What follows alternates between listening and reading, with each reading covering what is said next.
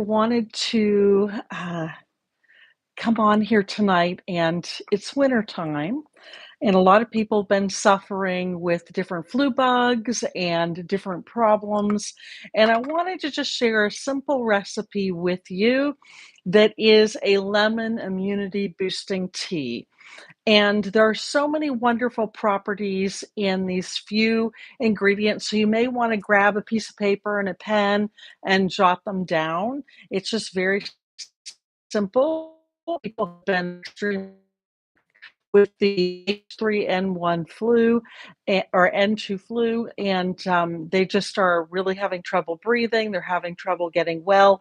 And I just wanted to go over a few things that I thought might help you tonight. This should be short, sweet, to the point. But I wanted to give you a drink, share a little recipe that you could do. So I thought we'd make a tea together that would help push you forward. So grab that piece of paper and that pen because we're going to start with about a cup and a half of hot water. Okay, so I'm just gonna put some water in here, and we're gonna get about a cup and a half. I love this.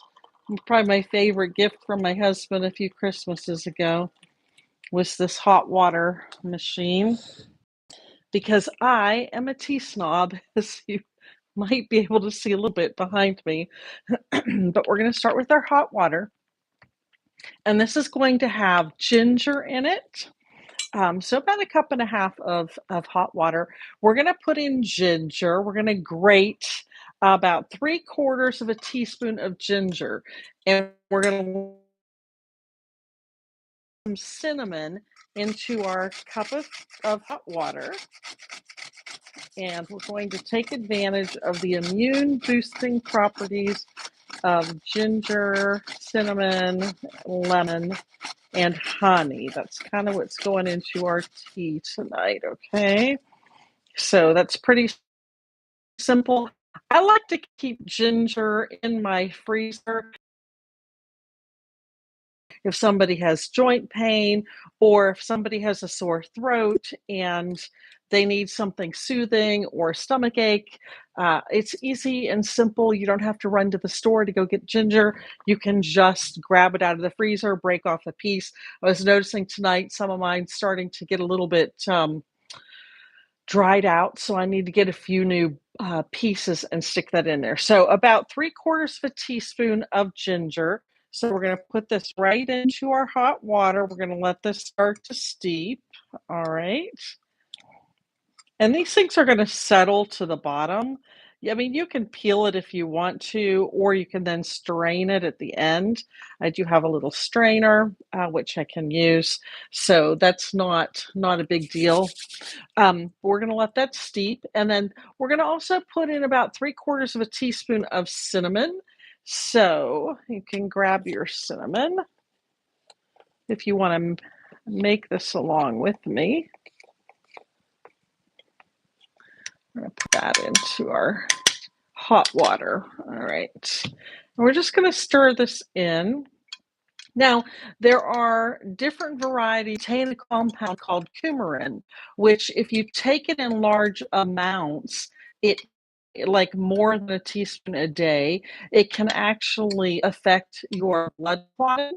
And so this is not a type of cinnamon you want. You want to look for the Ceylon type of cinnamon because this is way, way, way lower. So the cassia cinnamon has 350 times more of that coumarin compound than the cassia has that than the Ceylon. And the Ceylon is considered the real cinnamon. And so cinnamon is great because if you use the right one and you add like a half a teaspoon to a teaspoon to your smoothies or tea every day, it's a great way to help with blood sugar regulation. It's a great way to just increase your immunity. Cinnamon is also really great for being an antimicrobial. It has antifungal properties to it. And of course, blood sugar control, which is great for diabetics and people who are looking to lose a little bit of weight.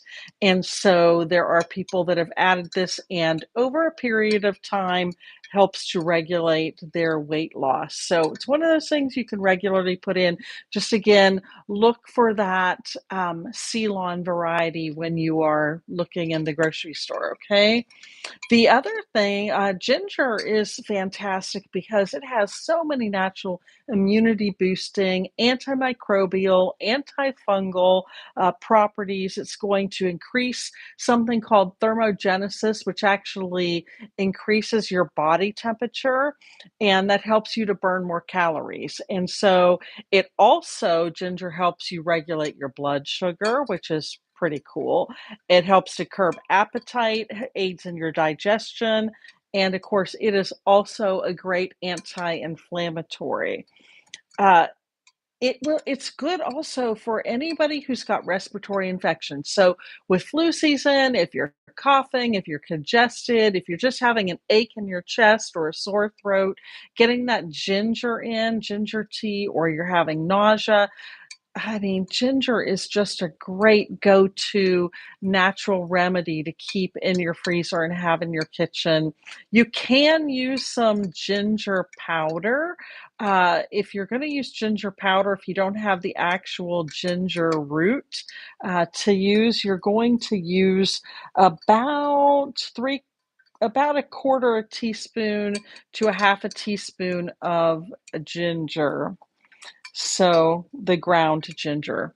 So you're going to want this to steep for about 5 minutes before you add your lemon. And so while we let this steep, let's go ahead and just cut our lemon here and get that ready to go.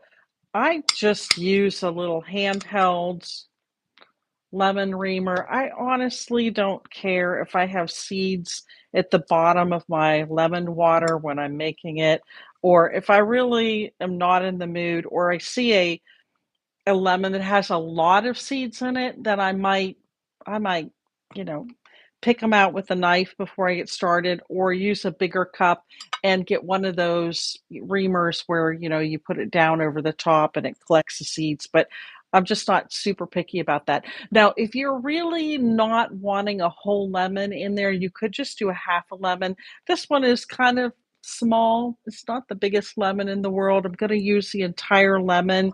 I like a lot of lemon, and lemon also is very high in vitamin C and something called polyphenols, which are plant compounds that can help decrease blood clots, they can help decrease blood sugar as well, and it can help to lower heart disease. So, lemon is fantastic. It detoxifies your liver.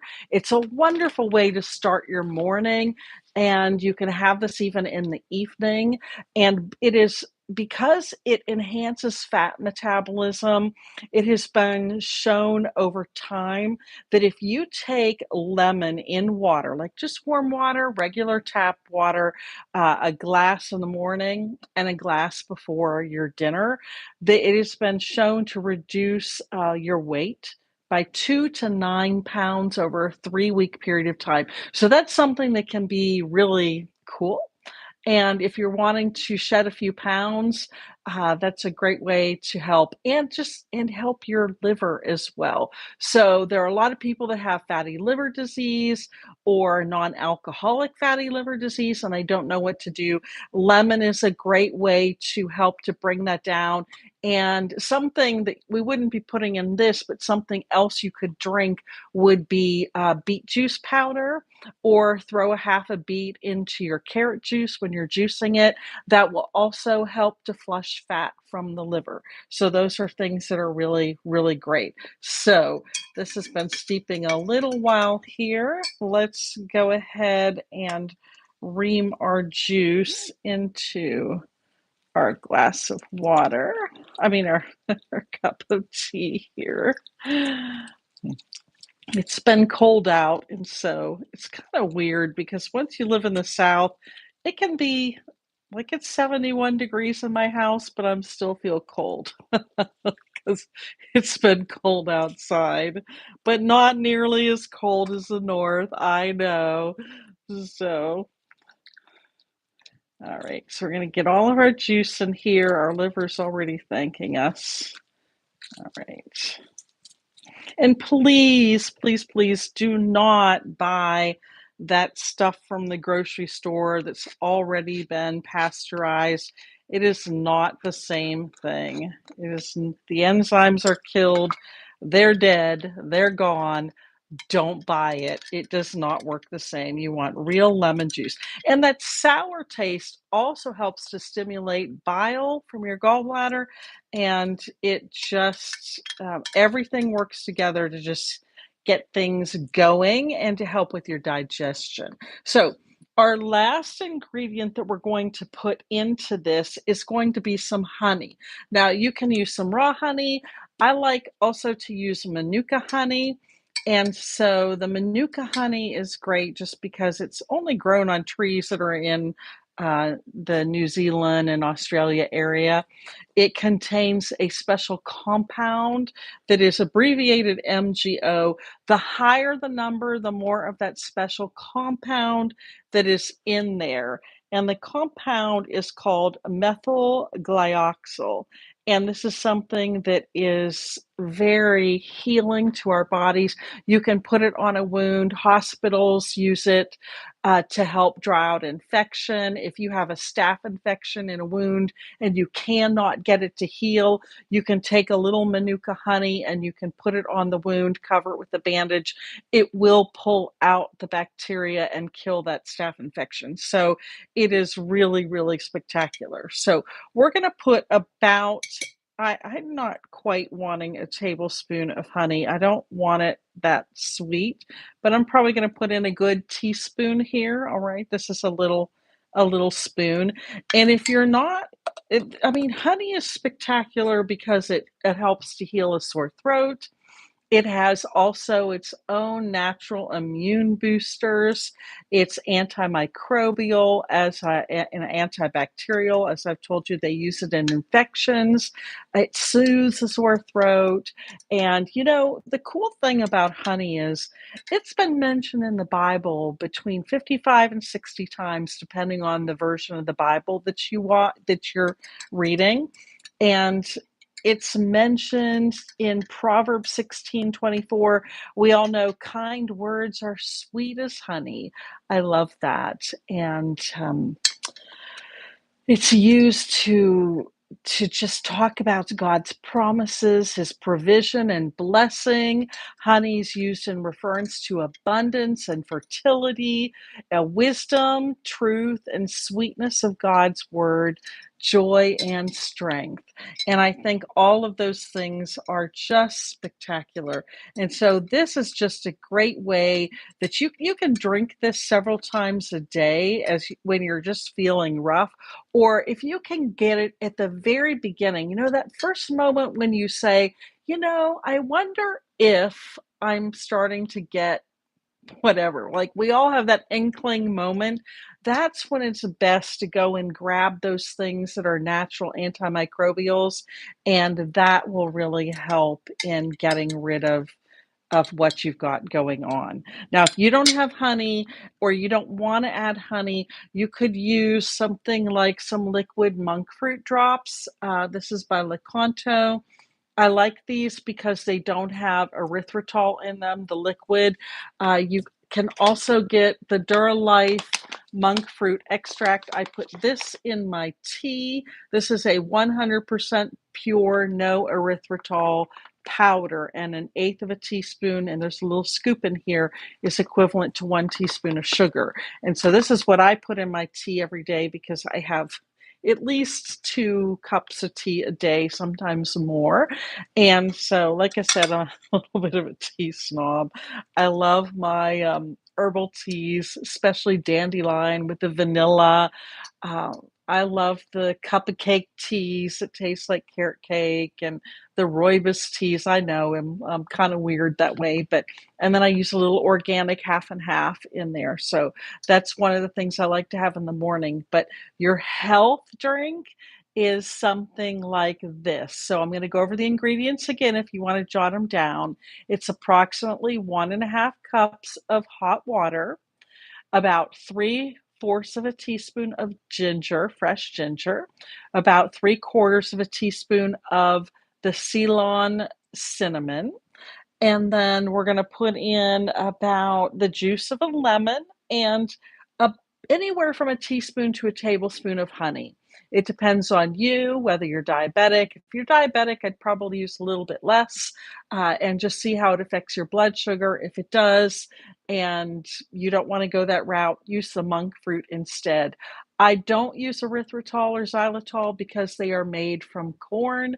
Corn causes inflammation in your joints. So if you ever wake up in the morning and you're like, "Oh my goodness, my knuckles, my fingers hurt, my wrists, everything," that is what I call being corned. So when you cut the corn and the wheat out of your diet, that will go away. And so you have to look for things so that are hidden. Like most people don't know erythritol is made from corn. It can be made from the birch tree, but most companies are not going to spend the extra money and make it from birch. They're going to make it from corn, which is cheaper. And so just know that. Citric acid is also made from corn. Most vitamin C is made from corn. Maltodextrin, dextrose, polydextrose, anything with the word dex in it is a form of corn sugar. They will even put it in the covering of pills just to make the pill taste sweeter as it goes down your throat. Please read your labels. So if you're truly trying to get corn out of your diet, then you're going to have to be a really good label reader and look at all those things. But once you get it out, you'll wake up in the morning, your joints will feel great. Go and grab 2 glasses of water, then head to the kitchen and make yourself a nice cup of tea. You don't need to eat breakfast right away. You don't need to do any of those things. Just start your day with some liquids. Give your GI tract that rest that it needs, and just have a lovely and wonderful day. So let's taste our tea. Mm. It's hot and a little crunchy because I got some ginger pieces on top, but man, it tastes good. So I probably will strain this off here at the top. The rest of everything has sunk to the bottom. Some of the peeling here is floating.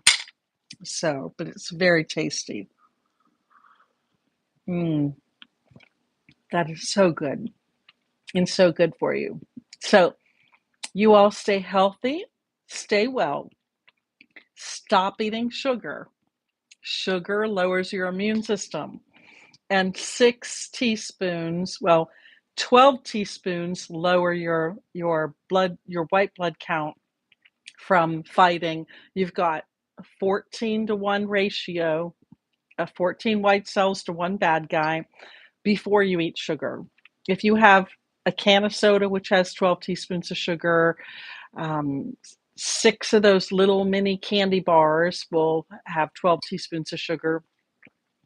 And if you do that, you lower it to a 1-to-1 ratio. And so when there's something going around, a virus, a bad flu bug, whatever, please pass on the cookies, pass on the candy, the cake, all of it, because it is not worth being sick and losing work for a week or 2 with what's going around and then passing that on that sickness onto your family. So just say no, go and reach for a piece of fruit instead.